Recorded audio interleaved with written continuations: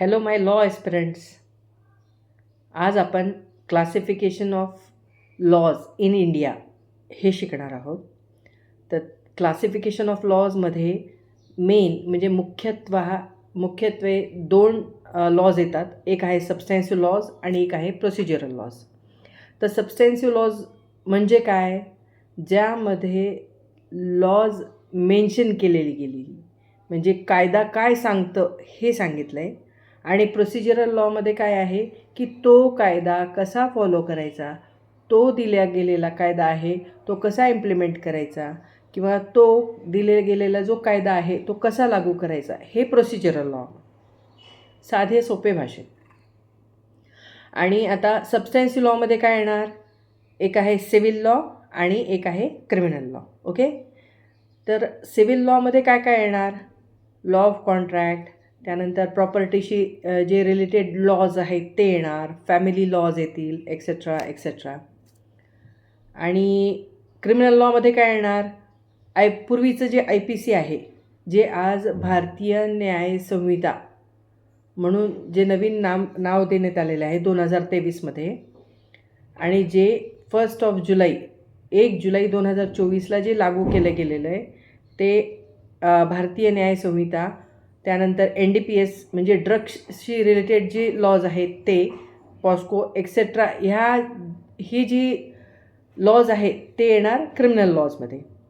आणि ह्या लॉजला कसं फॉलो करायचं, कसं इम्प्लिमेंट करायचं,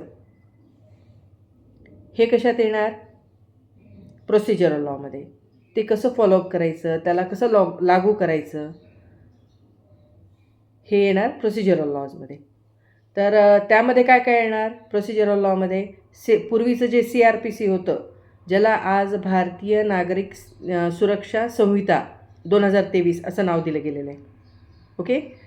आणि जे 1 जुलै 2024ला लागू, ते पण 1 जुलै 2024ला लागू केलं गेलेलं आहे. त्यानंतर CPC म्हणजे सिव्हिल प्रोसिजर कोड, त्यानंतर पूर्वीचं जे इंडियन इव्हिडन्स ॲक्ट आहे, ज्याला आज भारतीय साक्ष अधिनियम असं नाव दिलं गेलेलं आहे 2023, जे 1 जुलै 2024पासून लागू करण्यात आलेले आहे. तर असे मेन क्लासिफिकेशन ऑफ लॉज काय झाले? सबस्टॅन्शिव्ह लॉ आणि प्रोसिजरल लॉ. सबस्टॅन्शिव्ह लॉ म्हणजे काय आहे? तुम्हाला जेव्हा प्रश्न येईल की सबस्टॅन्शिव्ह लॉ आणि प्रोसिजरल लॉचा याचा डिफरन्स द्या, तर पॉईंट्स कसे येणार? सबस्टॅन्शिव्ह लॉ आणि प्रोसिजरल लॉ. आता सबस्टॅन्शिव्ह लॉ म्हणजे काय? की कायदा काय सांगितलं गेलं आहे, what law is saying or what has been mention in that law. आणि प्रोसिजरल लॉ म्हणजे काय आहे की how that law is going to be implemented or followed, किंवा तो लॉ कसा लागू करायचा हे मेन्शन केले गेले आहे. सबस्टॅन्शिव्ह लॉमध्ये कोणते कोणते लॉ येणार? सिव्हिल लॉ आणि क्रिमिनल लॉ. आता सिव्हिल लॉमध्ये काय येणार? लॉ ऑफ कॉन्ट्रॅक्ट, प्रॉपर्टीशी रिलेटेड जे लॉज आहेत ते लॉ, त्यानंतर फॅमिली लॉ एक्सेट्रा. आणि क्रिमिनल लॉजमध्ये काय येणार? भारतीय न्याय संहिता म्हणजे काय? पूर्वीचं जे IPC होतं ते, NDPS, हे जे क्रिमिनलशी रिलेटेड जे लॉ आहेत ते लॉज येणार क्रिमिनल लॉमध्ये. आणि प्रोसिजरल लॉमध्ये काय येणार? प्रोसिजरल लॉ कसं लागू होते? प्रोसिजरल लॉ म्हणजे काय की ज्यामध्ये जो दिलेला लॉ आहे सबस्टॅन्शिव्ह लॉमध्ये तो कसा फॉलो करायचा किंवा इम्प्लिमेंट करायचा किंवा लागू करायचा, ते त्या प्रोसिजरल लॉमध्ये दिलेले आहे. आणि त्याच्या अंडरमध्ये कुठले कुठले येणार क्लासिफिकेशन्स? CRPC म्हणजे आजचं भारतीय नागरिक सुरक्षा संहिता 2023, जे 1 जुलै 2024पासून लागू करण्यात आलेलं आहे. त्यानंतर सिव्हिल प्रोसिजर कोड, त्यानंतर इंडियन इव्हिडन्स ॲक्ट म्हणजे भारतीय साक्ष अधिनियम 2023, जे पण 1 जुलै 2024पासून लागू करण्यात आलेले आहे. बरोबर. आता ह्याच्यामध्ये अजून अदर क्लासिफिकेशन्स काय येणार आहे? अदर क्लासिफिकेशन काय आहे? पब्लिक लॉ आणि प्रायव्हेट लॉ. आता पब्लिक लॉ म्हणजे काय? पब्लिक लॉमध्ये काय येणार? जे स्टेट आणि पब्लिकमधलं रिलेशन दाखवतं, पब्लिक आणि स्टेटमधलं जे रिलेशन आहे ते दाखवणारं जे लॉ आहे त्याला आपण पब्लिक लॉ म्हणू. मग ह्याच्यामध्ये काय येणार? कॉन्स्टिट्यूशनल लॉ, ॲडमिनिस्ट्रेटिव्ह लॉ आणि क्रिमिनल लॉ. क्रिमिनल लॉ पण येईल की नाही, ज्याच्यामध्ये स्टेट म्हणजे इथे कोण येणार, पोलीस, न्याय, ज्युडिशरी.